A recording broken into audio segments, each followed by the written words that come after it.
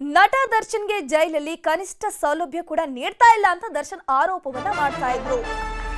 ಈ ಒಂದು ಆರೋಪಕ್ಕೆ ಸಂಬಂಧಪಟ್ಟಂತೆ ಪರಪ್ಪನ ಅಗ್ರಹಾರ ಜೈಲಿಗೆ ಕಾನೂನು ಸೇವಾ ಪ್ರಾಧಿಕಾರದ ಅಧಿಕಾರಿಗಳ ತಂಡ ಭೇಟಿಯನ್ನ ಕೊಟ್ಟಿದೆ.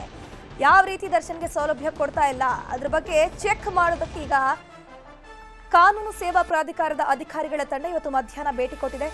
ಸುಮಾರು 2 ಗಂಟೆಗಳ ಕಾಲ ಪರಿಶೀಲನೆ ನಡೆಸಿದ್ದಾರೆ ಅಧಿಕಾರಿಗಳ ತಂಡ. ಜೈಲಾಧಿಕಾರಿಗಳು ಸಿಬ್ಬಂದಿಗಳನ್ನ ಹೊರಗೆ ಕಳಿಸಿ ಪರಿಶೀಲನೆ ಮಾಡಲಾಗಿರುವಂತದ್ದು.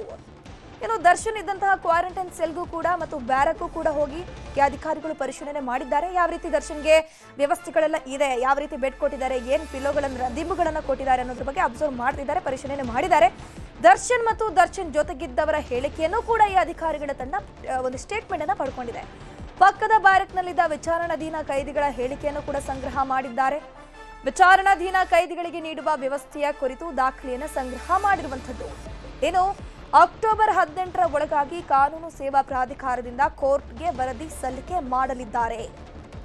ಗಮನಿಸಬಹುದು, ನಟ ದರ್ಶನ್ ಅವರು ನನಗೆ ಕನಿಷ್ಠ ಸೌಲಭ್ಯವನ್ನು ಕೂಡ ಕೊಡ್ತಾ ಇಲ್ಲ, ನನಗೆ ಬೆನ್ನು ನೋವಿದೆ, ನನ್ನ ಕಾಲು ನೋವಿದೆ, ಒಂದು ದಿಂಬು ಎಕ್ಸ್ಟ್ರಾ ಕೊಡಿ ಅಂತ ಕೇಳಿದ್ರು ಕೊಡ್ತಾ ಇಲ್ಲ. ಬಟ್ ಒಂದು ಜೈಲಿನ ಮ್ಯಾನ್ಯುವಲ್ ಪ್ರಕಾರ ನಮಗೆ ಕೆಲವೊಂದಷ್ಟು ಸೌಲಭ್ಯಗಳನ್ನ ಸೌಕರ್ಯಗಳನ್ನ ಕೊಡಬೇಕು. ಬಟ್ ಬೇರೆ ಒಂದು ಕೈದಿಗಳಿಗೆ ಕೊಡುವಂತಹ ಸೌಲಭ್ಯ ಕೂಡ ನನಗೆ ಸಿಗ್ತಾ ಇಲ್ಲ.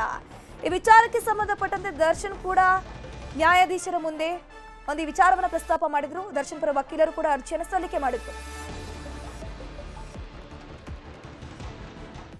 ಸಮುದ್ರಕ್ಕೆ ಈಜೋಕೆ ತೆರಳಿದ್ದ 3 ಮಕ್ಕಳು ನೀರು ಪಾಲಾಗಿದ್ದಾರೆ. ಈ 3 ಮಕ್ಕಳು ಕೂಡ ಸಮುದ್ರಕ್ಕೆ ಅಂತ ಈಜಕ್ಕೆ ಹೋಗಿರ್ತಾರೆ. ಈ ಸಂದರ್ಭದಲ್ಲಿ ಈಜು ಬಾರದೆ 3 ಮಕ್ಕಳು ಕೂಡ ನೀರು ಪಾಲಾಗಿದ್ದಾರೆ. ಹೊಸಹಿತ್ಲು ಬೀಚ್ ನಲ್ಲಿ ಸಂಜೆ ವೇಳೆ ನಡೆದಂತಹ ದುರಂತ ಇದು. ಉಡುಪಿಯ ಬೈಂದೂರು ತಾಲೂಕಿನ ಕೆರೆ ಮಂಜೇಶ್ವರದಲ್ಲಿ ಈ ಒಂದು ಘಟನೆ ನಡೆದಿದೆ. ಸ್ಥಳೀಯ ನಿವಾಸಿಗಳಾಗಿರುವಂತಹ 16 ವರ್ಷದ ಸಂಕೇತ್, 15 ವರ್ಷದ ಸೂರಜ್, 14 ವರ್ಷದ ಆಶ್ವೀಶ್ ಮೃತ ಮಕ್ಕಳು.